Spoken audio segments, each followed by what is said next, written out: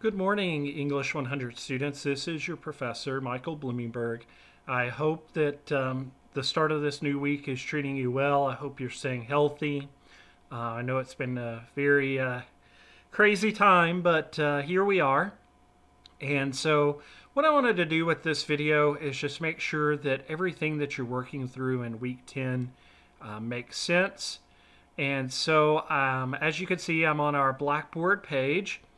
And the Week 10 announcement has already been posted, and we're going to continue our work with MLA documentation this week with special focus on Works Cited page. So if you go over here to the corner and click Course Content, you'll see the Week 10 folder is now open. And as always, we're going to start at the top of the folder and just kind of quickly work our way down. So let's take a look at the Coursework folder. It's presented to you as both a Word document and a PDF. We'll just pull up the PDF. And again, we began looking at MLA documentation last week. You did some really good work last week, by the way, on the discussion board, so I appreciate your good work there. And so this week, what you're being asked to do is to take a look at the MLA assignment in the resources that is due this upcoming Sunday, and you'll see the deadline is 11:59 p.m. So as always, we typically have those one assignments each week. So with that being said, once you understand that you have a works cited assignment and it kind of walks you through it, you can go to the Resources tab. Now in the Resources tab, I have provided for you a couple of videos that I think will help you. It's like, hey, I want to know about the books that you cited or the journal articles or the websites that you went to. In other words, these are all in accordance to the 2016 updates. The second video in particular walks you through works cited. I'm not going to pull it up for the sake of time, but I think you'll find that helpful for this week's assignment.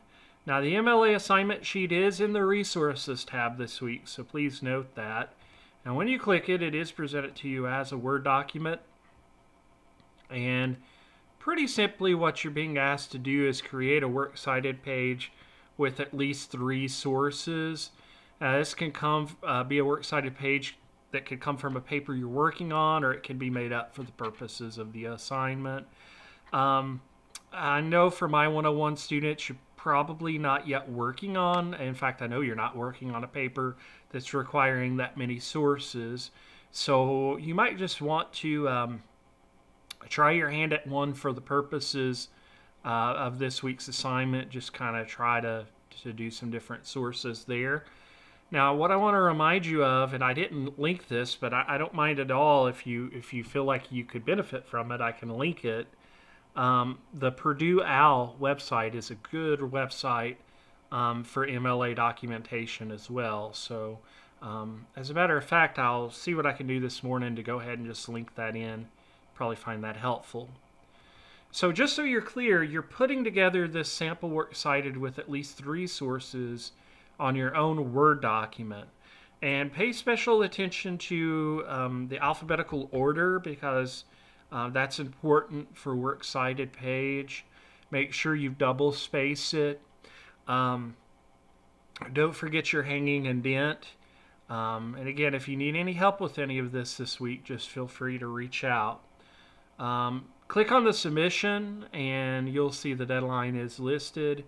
And so all you're going to do there is click Browse My Computer to attach your sample works cited page to the submission forum.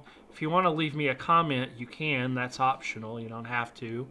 And then hit Submit. So this again is our English 100 assignment for this week. Finishing up with respect to MLA documentation, special attention this week to works cited page. All right, let me just say that I know I'm making this video for both my online and my face-to-face students. Those of you in my face-to-face 100 class, I know this has been a big change in terms of taking the class now online.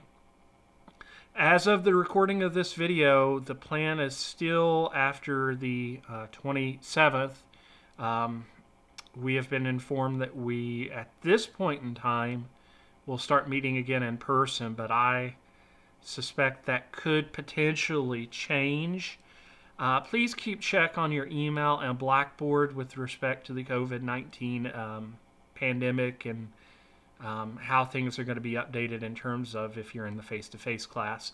If you're already in the online class, it's just kind of business as usual, but this is a big change for my face-to-face students, so I recognize that it's kind of tough. Again, feel free to reach out. Use that email Mr. Blumenberg link if you have any questions to contact me. And yeah, that's pretty much it. I wish you the best of luck this week. And at this time, I'm going to go ahead and wrap up the video.